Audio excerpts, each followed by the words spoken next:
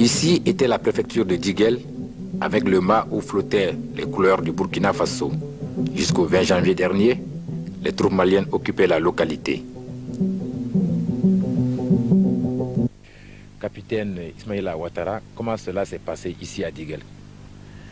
Nous avons mené l'attaque ici exactement le 29 décembre à 7 h du matin. Oui. Alors, avec mes commandants d'unité, les unités qui sont ici présentes, nous avons mené l'attaque de Diguel et nous l'avons enlevé vers 8h20. Voilà. Donc 1 heure de combat à peu près? 1 heure de combat à peu près, oui. Est-ce que ça a été dur ici? Oh, ça n'a pas été dur. Après la débâcle de Djoulouna, l'ennemi ne pouvait plus résister devant notre offensive, contre-offensive, on peut dire. Est-ce que ici c'était une préfecture ou une sous-préfecture? Oh, je crois qu'ici c'est une sous-préfecture. Hein. Vous avez trouvé le préfet ici?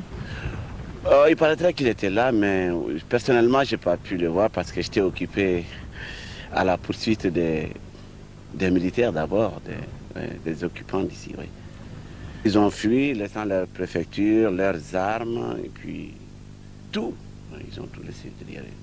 Et vous n'avez pas voulu détruire le village? Ils n'ont pas voulu détruire le village, parce que pour nous, les villageois, ce sont des civils. Oui. Actuellement, nous sommes après plus de 2 semaines après le cessez-le-feu et nous ne sommes toujours pas revenus. Ils ne sont pas tous revenus, nous sommes là. Jusqu'à présent, il n'y a pas eu d'incident, il n'y a pas eu d'accrochage depuis qu'on est installé sur le terrain ici.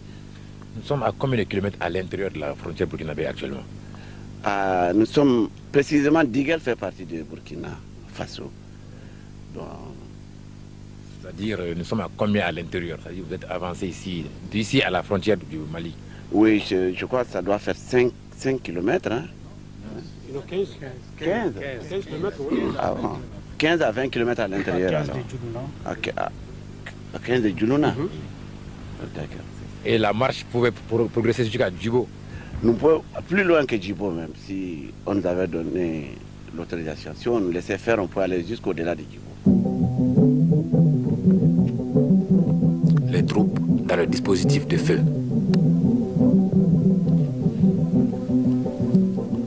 Pendant qu'au Mali, des chefs de village ont refusé de fuir, d'abandonner leur village au Burkina Faso, ce n'était pas le cas.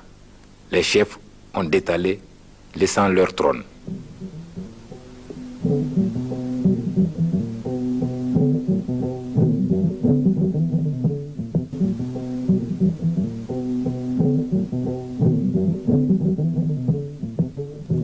L'artillerie était basée à Bouldé, hameau situé à 6 km de Mondoro.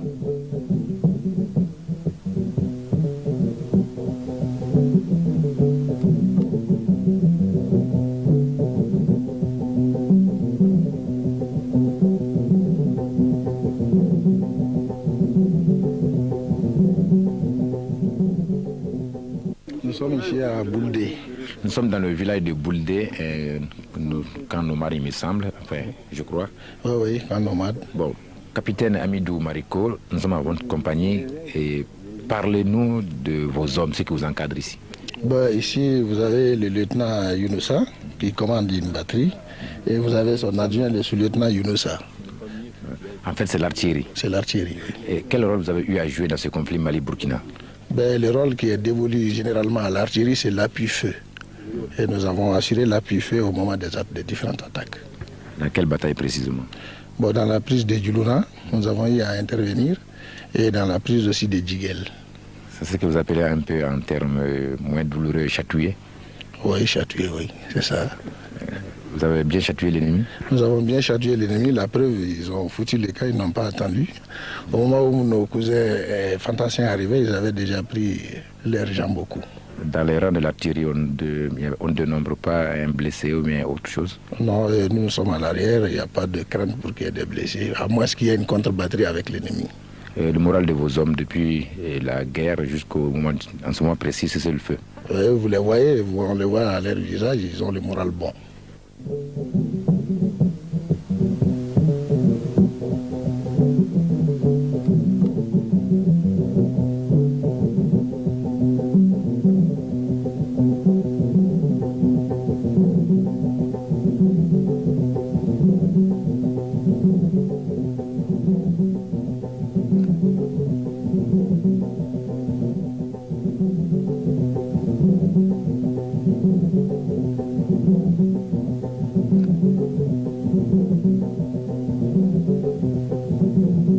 Mondoro, chef-lieu d'arrondissement, commandé par le sergent-chef Abdoulaye Mariko,